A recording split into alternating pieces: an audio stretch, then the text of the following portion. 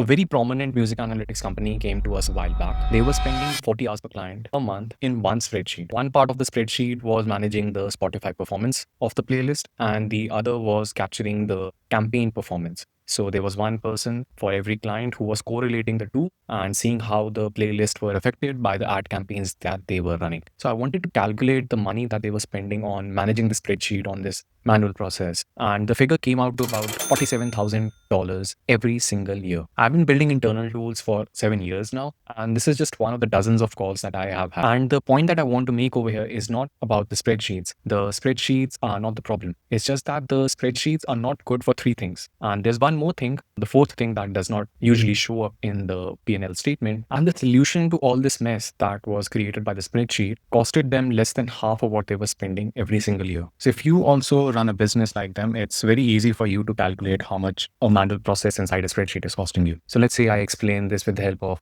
Major's example, the client that we helped out. So in their case, they were spending 40 hours per client. They had 4 clients, and let's say for every client that they were spending $25 per hour. And if we want to calculate how much they are spending in a year, we multiply that by 2. So the total in this case came out to $47,000 every single year. And this is a recurring number that they are spending to manage their client. So you can very easily calculate the number that you are spending, and you're very easily spending $15,000 to $25,000 every single year, no matter what the complexity of your spreadsheet is. Even if it's a simple spreadsheet, you are spending close to $10,000 to $25,000. And I want to clarify that when I highlight this number, my intention is not to say that the employees at Major were slow, that they were inefficient, or they were not working properly. That's not the case. It's not a people problem. It's a process problem. And it's very easy to put all of the blame on spreadsheets. I could very easily say that the spreadsheets are a problem and be done with that. But the reason is much deeper than this, because spreadsheets are very useful. They have a lot of use cases. Whether you have 5 people or you have a 500-person company, there will be tons of use cases for spreadsheets inside your company, and they make perfect sense. But it depends upon the scale of the process that you're running and the nature of the process that you're using the spreadsheet for. So there are 3 major drawbacks, as I'd said. The first reason is that there is no record of change. So let's say you're using the spreadsheet to manage your invoices or your inventory, and you have the manager who takes care of the shipments that are coming in and the shipments that are going out. So let's say that a particular shipment had to be updated, but it was incorrectly updated for another shipment. So who made that mistake? What the mistake was, when the mistake was made? There's no audit trail for you as the CEO or the manager to make sure that there is a change log or a process for you to see where an error was made and how you can rectify it. Which brings me to the second problem with the spreadsheet, is that there is no way to go back. So let's say that a mistake was made or a change was made which was not intentional but an honest mistake. Now, if you want to go back, how do you go back?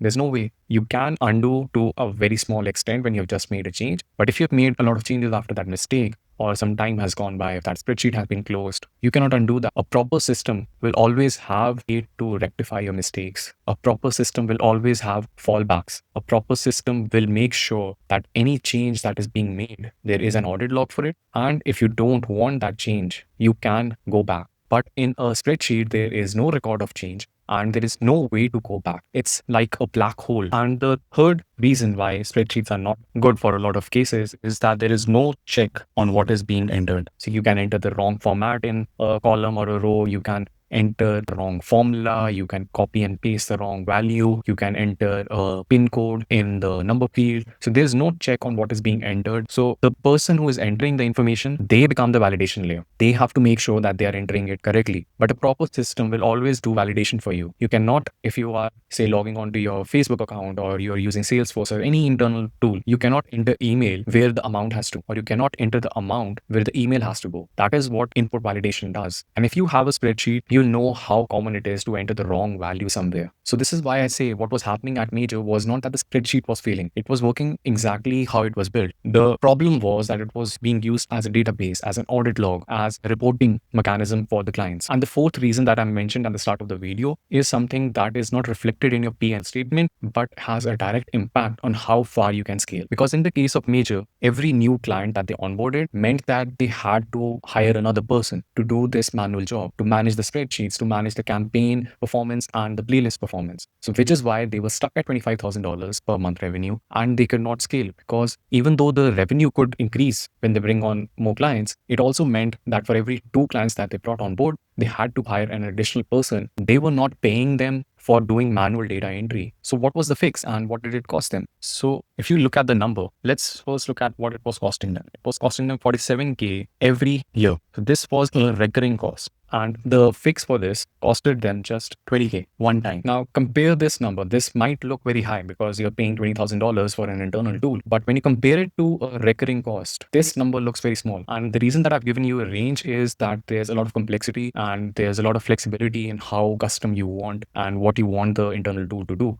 So I've left some range over here because this video is not meant to give you the code to build an internal tool. This is just to give you an idea of how you can leverage an internal tool. And the way Major was leveraging this internal tool was that the manual work, what they were spending 40 hours, that dropped to 2 hours. They were managing and monitoring the campaign performance for just 6 countries. After this internal tool, they were managing 186 countries. All the countries with Spotify giving them back the data. Now imagine if they had scaled this with manual processes. If they were using the same spreadsheet, their profit margin would have never allowed them to scale up to this figure. So the spreadsheets are not a problem. It's not a people problem. It's always a process problem. Spreadsheets are very good for a certain use case, for a certain process size and the kind of process that you're doing. If you're a 5-person company, you might be using spreadsheets and one person might be managing it. But if you are an 80-person company or a 500 employee company and you're using a spreadsheet, and I'm sure that you are because every company is using one, you need to reconsider what you are running with that spreadsheet, how many employees you need with that spreadsheet. And all this while, you would have noticed that I did not discuss the AI model or the database architecture because for Yoran, the CEO of Major, that does not matter. Yoran doesn't care about the AI. Yoran doesn't care about the automation. Yoran doesn't care whether we are using Anthropic or OpenAI